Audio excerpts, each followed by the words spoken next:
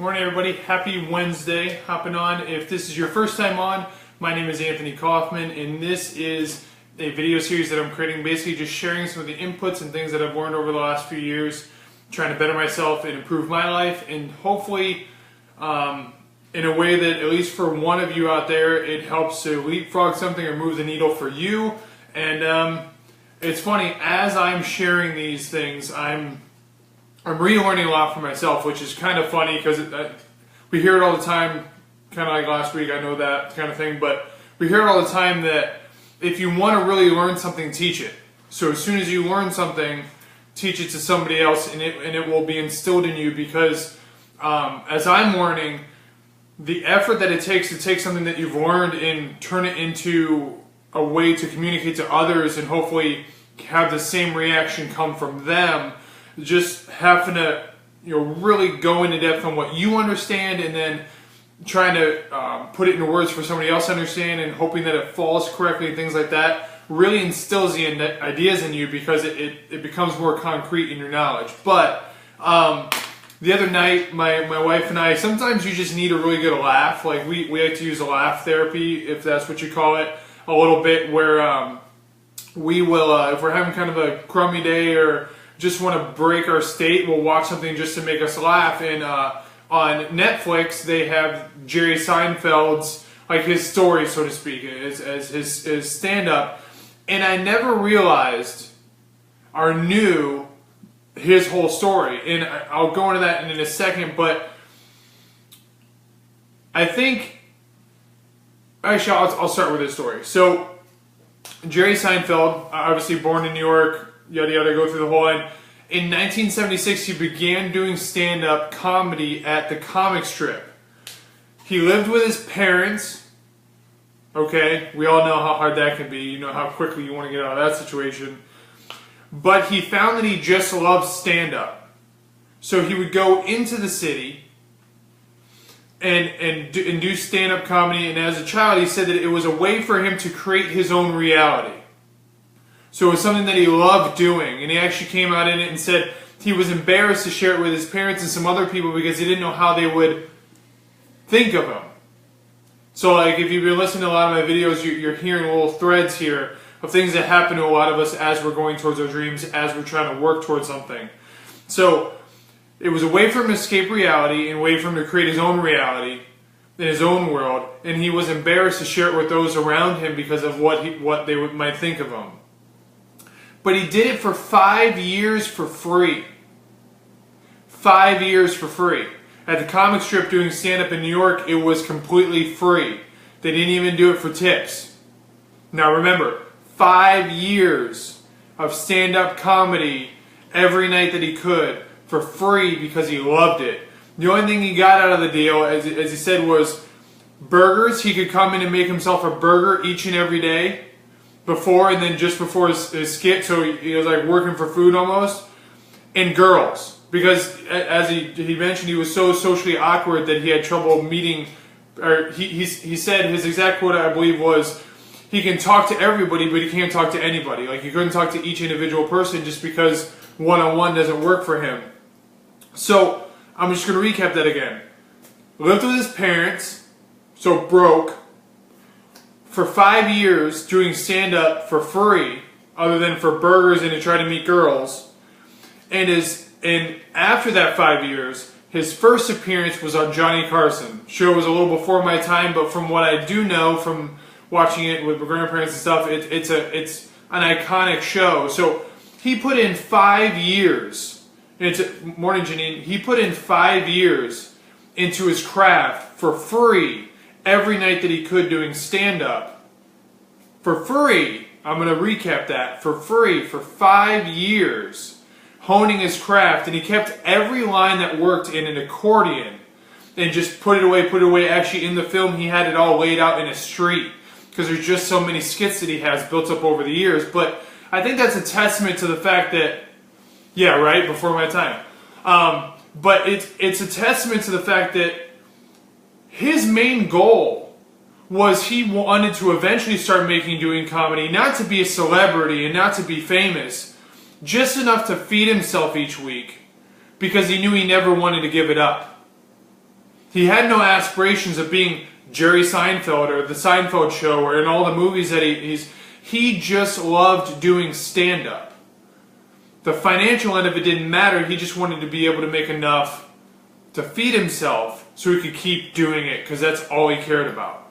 So I think that is a major lesson that I wanted to share today, and I've kind of shared in other things, but it's like a real-life example of somebody who's an icon. Like, who doesn't, if you mention the Seinfeld Show in any setting, if there's one person that doesn't know about it, they've been living under a rock, or they're very, very new to the playing field. But like, it's an iconic show, and the guy got his beginning from putting 5 years in of free time with no hope or reward from it other than the satisfaction of being able to stand up and do something that he loves. So I think we can take that and use that as an example of, maybe for some of us we need to keep our day job, so to speak, but being willing to play the long run, not the short game of going after our dreams, hoping that it'll give us a paycheck next week, or that calling that we have, or giving back, or charities, or whatever our drive is, rather than focusing on it being a paycheck a week or a month from now, going, I'm going to do this, and if one day I can get to the point to where it feeds me and it pays my bills, then my whole life is fulfilled because I'm doing what I love and I don't care about the outcome.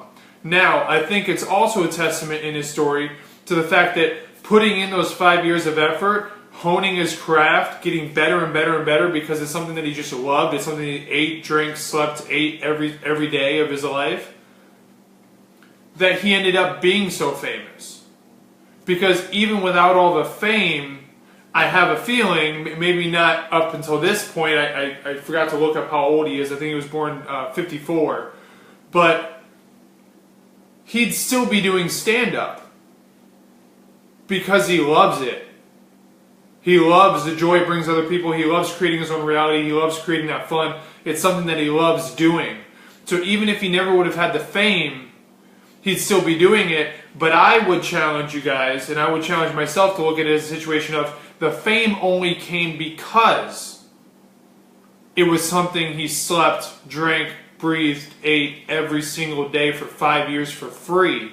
That kind of dedication, that kind of drive, that kind of just, this is what I love, this is what my life is all about, I'm going to take everything else and push it over here.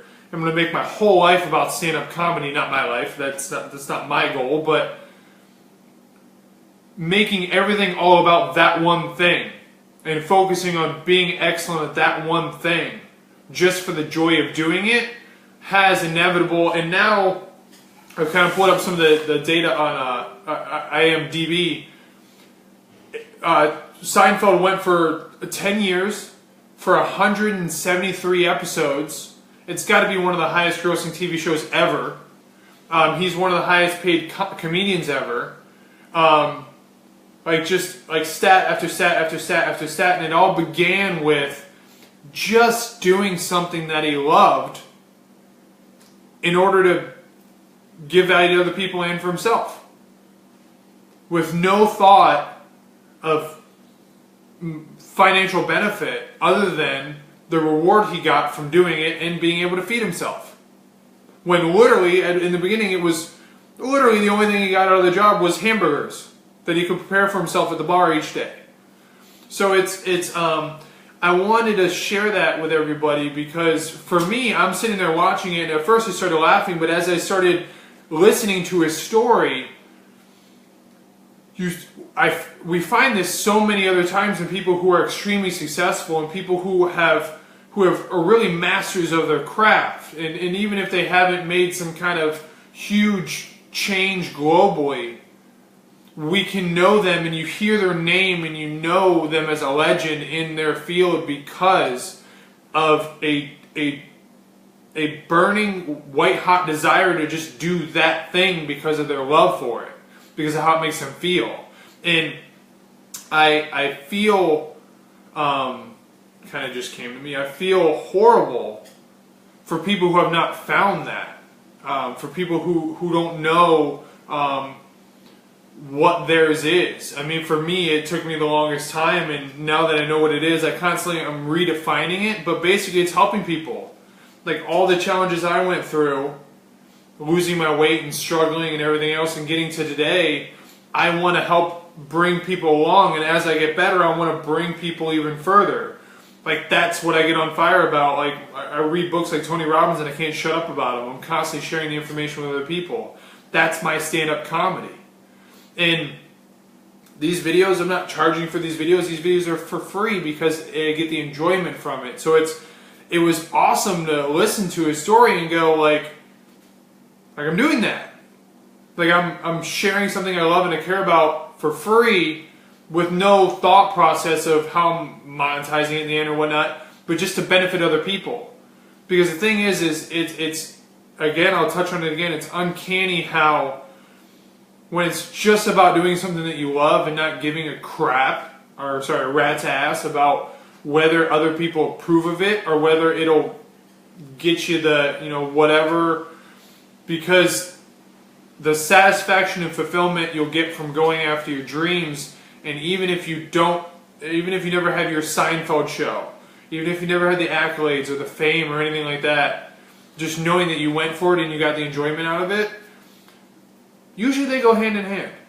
Usually a lot of people that I've seen get the other, where there's some recognition or some appreciation from their community and things like that. So it's just a short little snippet today, but it was so uncanny how all these things are just laid out that we've been talking about in these videos and everything else like that, and things that I read about, where it's a real life example of he went for it with no thought of feeding himself other than feeding himself, and now has a whole legacy and a lifetime of achievements that most of us can only hope and dream for. So I think it comes back to that standpoint and not trying to be too woo-woo with it, of like follow your passions and follow your dreams. But if something lights you up, and what I mean by lighting you up, I mean you could do it all day, every day, aside from paying your bills. Like you could do it all day, every day, and it's something that keeps you up late and has you waking up early. Do that thing as much as possible. And eventually, I can almost guarantee you, if the things are done right, in the correct order, whatever that order might be for that specific field, eventually you will be paid to do what you love doing, whether it's now or 20 years from now. But if something is truly that you love doing, will it matter? Does it matter if you're ever paid for it? Because it's something you love doing. So, kind of got off a tangent there and forgot where I was going with it, but sometimes that's how it works. Sometimes that's where my best stuff comes out. But it's coming back to that, not being so woo-woo about it, like the purpose and passion. It's try to find that one thing. And I heard it perfectly a few months back on a seminar, and I don't know if I've shared this. I've definitely been wanting to. If you take out the word purpose and you insert curiosity, literally insert the word curiosity in that sentence, I think it's much more simple for people to figure out what their curiosity is. What are you interested in? What do you what gets you going? What intrigues you? What's that one thing you've always wanted to do? What's that for you? Pursuing that and seeing where it takes you.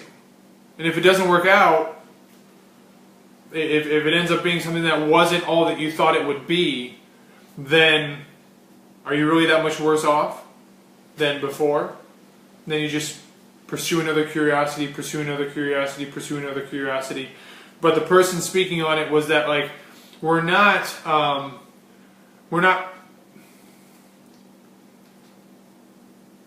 don't want to go too far, because I know I have my own religious background, and other people I know on here do, but we're not necessarily ordained with a purpose. Our purpose comes through works. Like, our purpose comes through just the same as motivation. You can be inspired to start doing something, but the motivation to keep doing it comes from doing it. As you build up momentum, motivation occurs and it propels you forward. But the mastering the mundane is in and of itself. But finding the thing that you're curious about, and just I would encourage you guys, and I would encourage all of us to just pursue our curiosities when it comes to fields of endeavor or I keep using the word passion. We're so driven off passion, but finding something, and when it clicks, you'll feel it. And for me, mine was 12 years in the making, where I had no idea what it was going to end up being, or that, but it was literally one day I was training a client and I just thought about it. I'm like, even if I wasn't being paid for this right now, I would do it. And then that's when for me the switch happened of, like, I just love seeing where this person was, taking them through what I've learned will be the best for them, seeing the life changes happen, and for this specific case, literally seeing things that they were not able to do before, like day-to-day activities that we all take for granted, to seeing them being able to do them and seeing the excitement and lighting up and just all the energy and just gratitude that came from that. I would pour all my knowledge into that person day in and day out for nothing. And it was that realization, that switch was where it happened for me. So again, it's not like I just, it was years in the making, something that I worked on, and it wasn't something that just beamed in. It was something that I cultivated, and then one day had the epiphany, the awareness that I was actually doing something that I was passionate about. So I hope that for everyone out there, that's obviously what I'm making these videos about, is just people who have found that, or people who are pursuing that, how to catch steam with it and move forward. But that's all I got for today. I hope you guys have a wonderful Wednesday. Don't have a wonderful Wednesday, make it a wonderful Wednesday. Make it a wonderful week. Make it a wonderful month. We got the end of the year coming up. I saw yesterday, as of today, it's 74 days until the end of the year. What can we get done in a little under 90 days that would make 2018 the best year yet? So, again, make it a wonderful Wednesday. I'll see you guys tomorrow.